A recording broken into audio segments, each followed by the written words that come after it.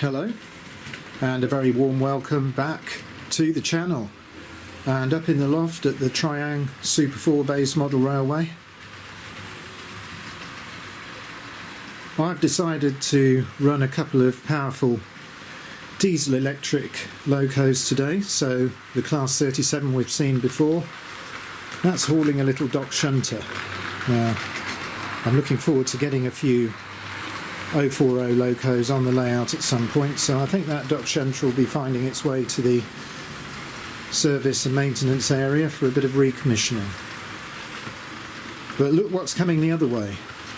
A couple of you mentioned you'd seen the class 47 parked up on one of the rails of the double track loop, and it's time to get it out and have a bit of fun around the railway. And what I'm doing is I'm testing out the second of the scale speed indicators. I was lucky enough to get at Christmas. So there's the digital readout, and 026 says the class 47's travelling at a scale speed of 26 miles an hour. So let's take a little bit of a look at this kit.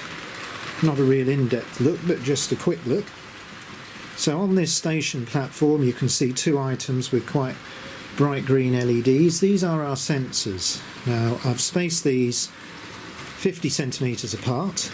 One of the great advantages of this eBay item compared to the other item I showed you a few weeks ago is that you can choose just how far you want the sensors apart, and obviously a little bit more distance between the sensors can increase the accuracy. So these sensors will probably go inside little station buildings, line-side huts or ticket offices. They don't really like being in the bright light. I've got quite bright lights to try and film the models, so that can sometimes affect the readings. But just for demonstration purposes, there they are. So I'm going back to the readout. It'll indicate when the first sensor has been passed. So there we go. And as soon as the second sensor picks up the train, we get the scale reading. So great fun, this. I'm going to show you briefly the programming notes. So you can indeed program the distance between the sensors between 30 centimetres and 100. So you've got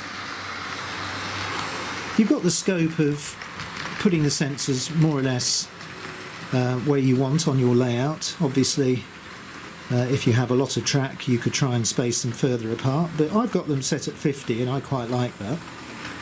And then there's just a list there of the type of models you can run this sensor with. Now I can't give you a link to it, but I can tell you that if you type model railway or model train speedometer into eBay, if there's any available, you should see them come up, and they are very reasonably priced. And I'm really looking forward to getting this set up properly on the layout so you're not distracted by the circuit board and the wires, and then just finding a little home for the readout. And yet again the class 47's just going by.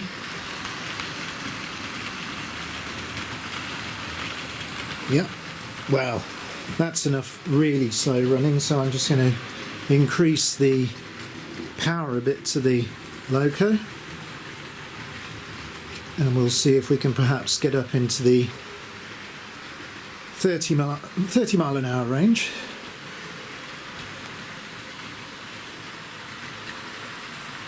I'm going to follow it round now.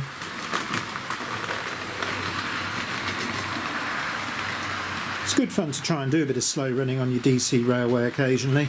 Really helps you to find if you've got any problem areas of track, issues with points or crossovers. If you can get your locos running around at this sort of speed with no interruptions, you're pretty much assured that your track is in fairly good shape.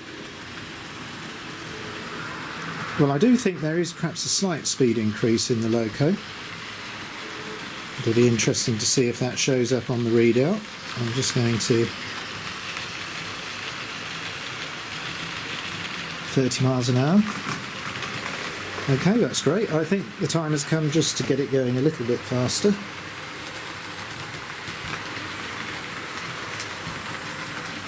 Excellent triang model, this Class 37. Just shows you what you can do with a bit of patience, getting the bearings set up correctly and fettling the power bogey. It's quite possible to get these running beautifully and quiet, and they are very powerful.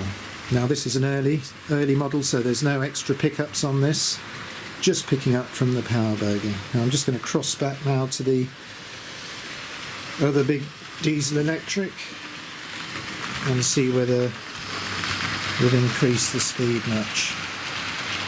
There we are, just over 40 miles an hour now. Well, I'm going to leave it like that. That's a nice speed to be running around the layout.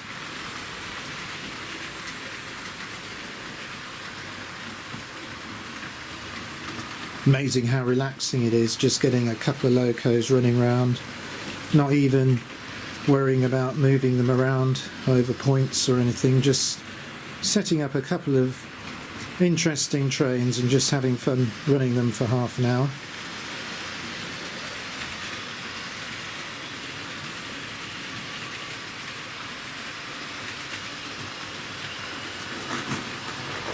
Well, I hope you've enjoyed that quick look at that second speed indicating device.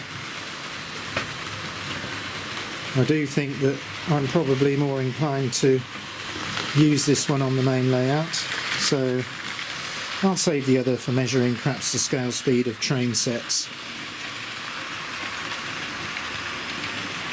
Because it's all in one, you can just easily stand it by the side of any loco or bit of track and get a reading. I think what we'll do now is just follow these locos around for a bit, enjoy a bit of running on the main lines,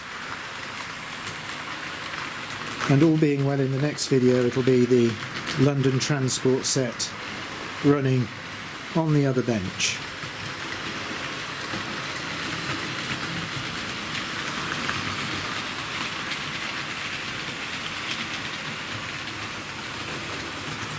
I'm going to leave you with these two locos. So until the next video, I'll say goodbye.